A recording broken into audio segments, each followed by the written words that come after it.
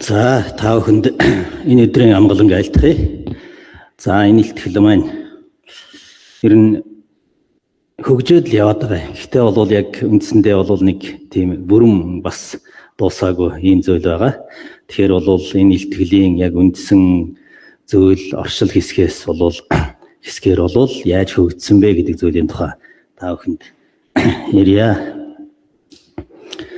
За хамгийн анх одоогоос яг 9 жилийн өмнө энд танхимд манай Монгол Улсын анхны багш, Монгол Улсын их сургуулийн анхны багш Дашима багшийн 100 жилийн ой болж, за тэнд миний бие бас хоёр хүний хамт энэ Монгол Улсын математик боловсролын хөгжлийн тойм судалгаа гэдэг ийм илтгэлийг хилэлцүүлсэн.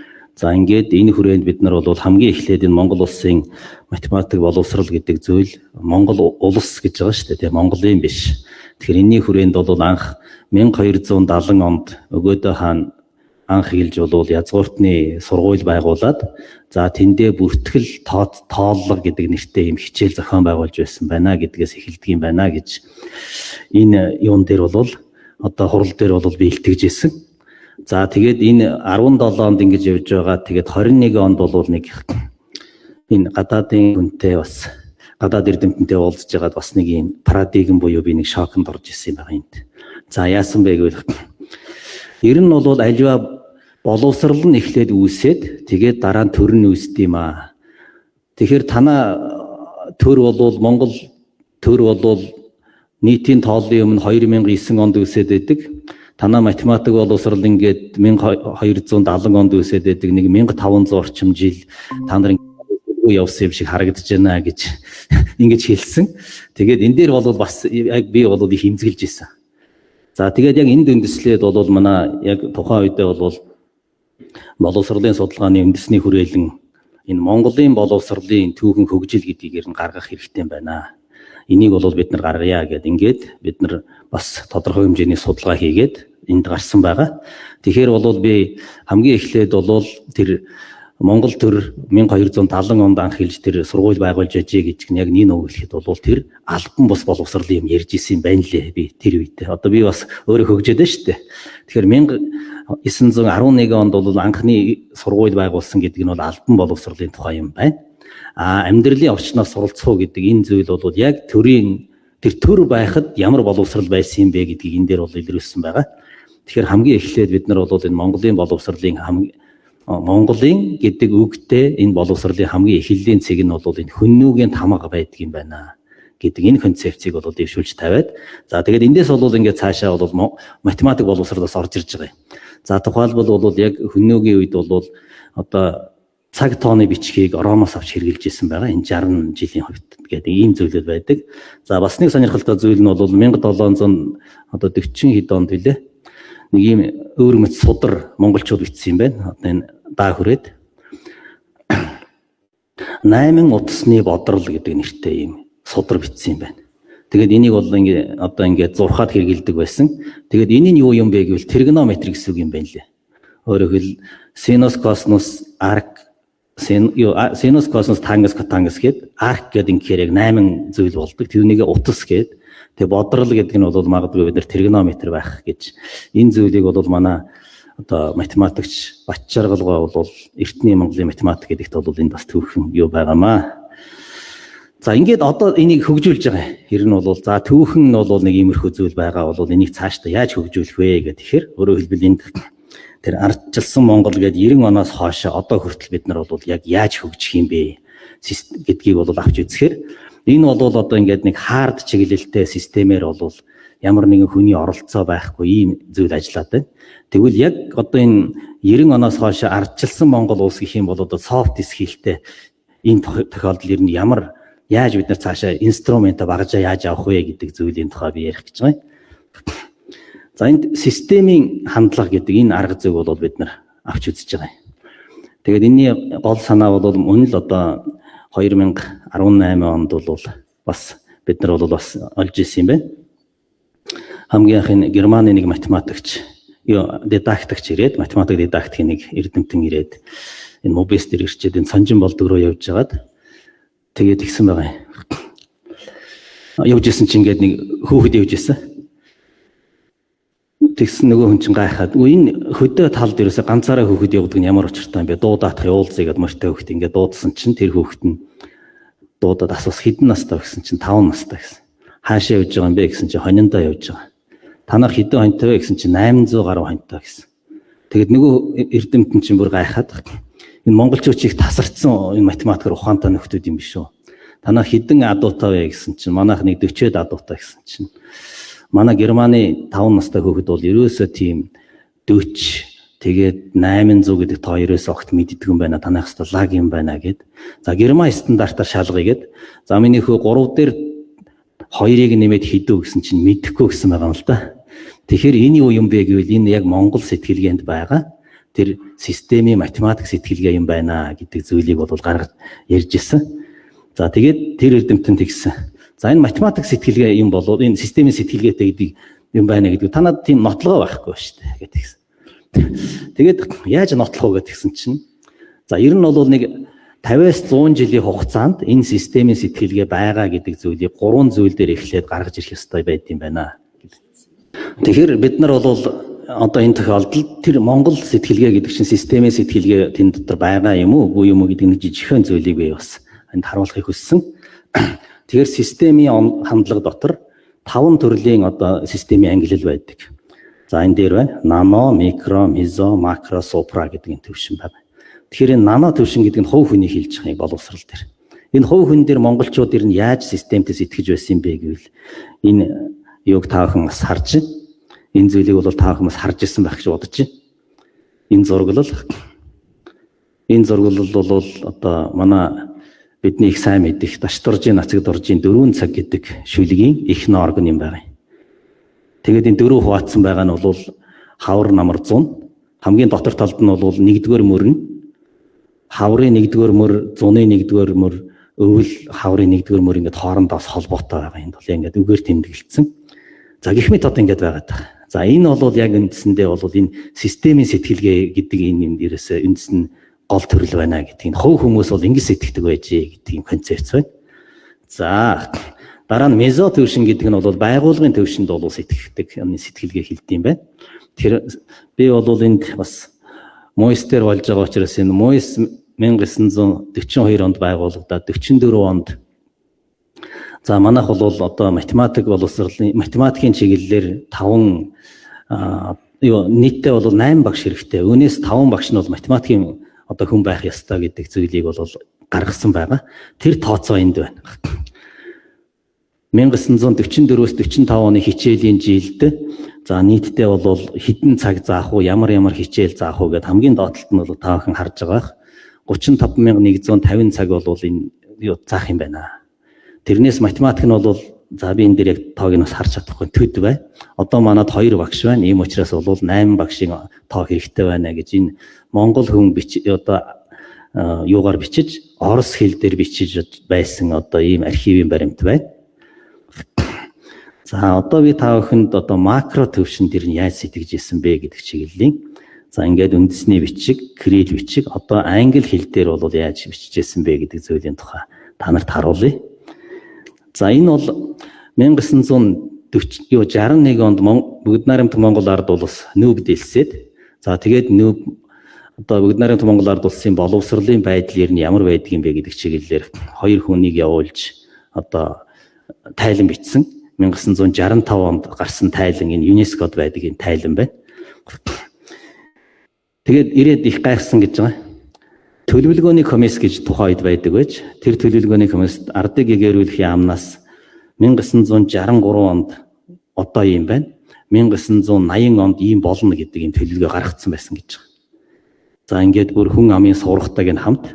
За тэр доотлих нь бол тэр 63 онд бол баг суур за тэгээд бүрэн дунд мэрэгжлийн боловсрал гэдэг энэ бол одоо ингээд манай тухайн үед Темс техникум их сургуульд бол нийт 14 төгсөгчдийн 14% нь байгаа юм байна. 80 онд бол бид нар ийм байдалтай болгоно гэдэг энэ концепцийн зураг бол энэ системийн хандлагатай зураг байна. За тэгэхээр ер нь бол бид нар бол энэ системийн хандлагаар сэтгэдэг одоо үндэстэй юм байна гэж би бол хэлэх гээд байна л да ер нь бол. За тэгэхээр энэ системийн хандлагаар энэ Монгол улсын математик боловсролыг одоо авч үзэхэд яг ямар аргыг хэрэглэх юм бэ гэвэл нийтдээ энд бол 150 орчим арга байна. Системийн хандлага дотор. За тэгвэл энд хамгийн орчин үед өөрөөр хэлбэл одоо public sector гэдэгт бол санал болгож байгаа одоо мод болоод байгаа. Ялангуяа ковидын дараа мод болоод байгаа зүйл бол энэ Meadows-ийн системийг өөрчлөхдөө хамаагүй өөрчлөхгүй хамгийн бага оролцоотойгоор хамгийн их нөлөөлдөг 18 цэг хөшүүрэг гэдэг зүйлийг тодорхойлсон байдаг. Өөрөөр хэлбэл манайхаар бол энэ үзүүлэлт. За тэгээд энийг ингээд базаад 4 хүчин зүйлд бол хуваацсан байдаг.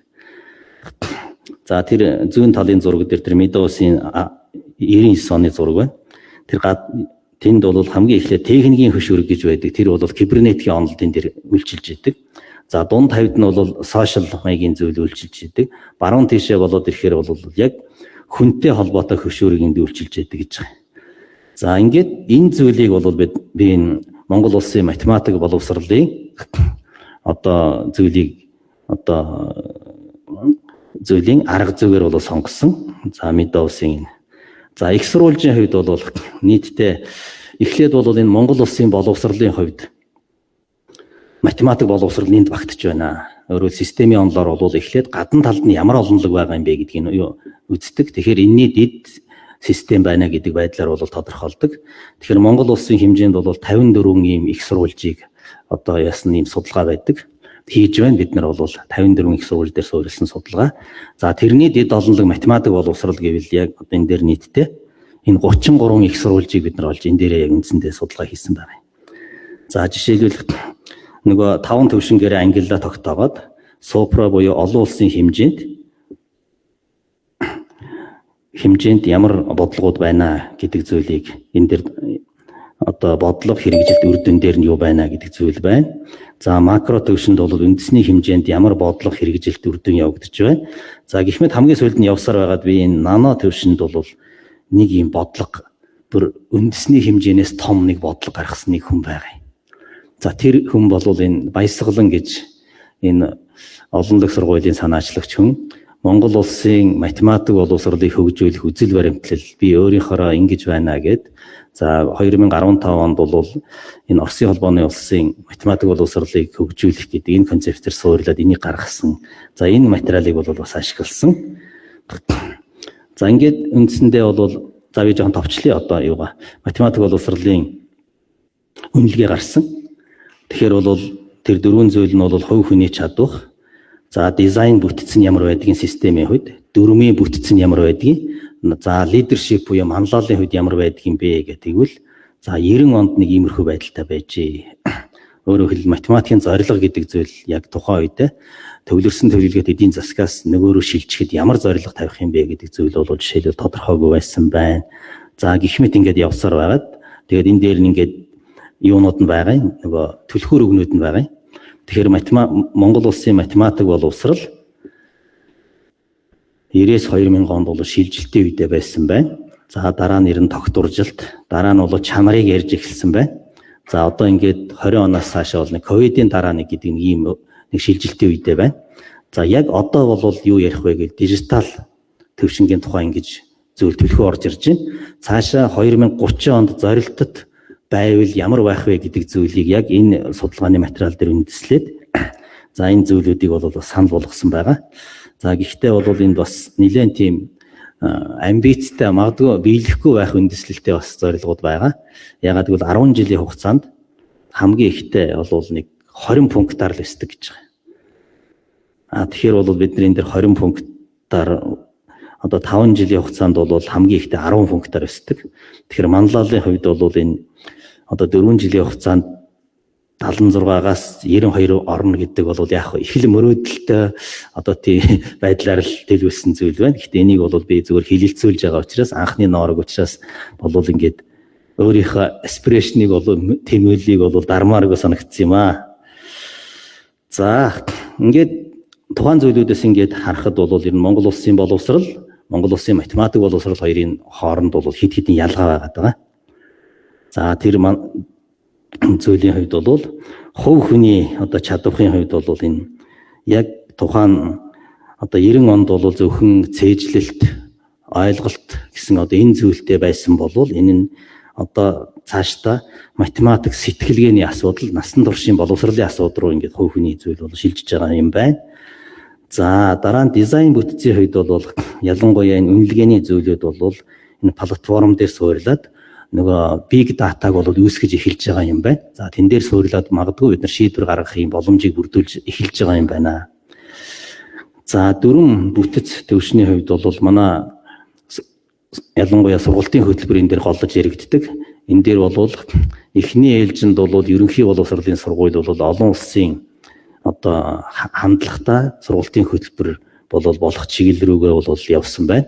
За энэ дээр ялангуяа PISA-д ороод энэ агуулгын давхцал бол нэлээд тийм хангалттай байгаа гэдэг юм концепттэй явж байгаа.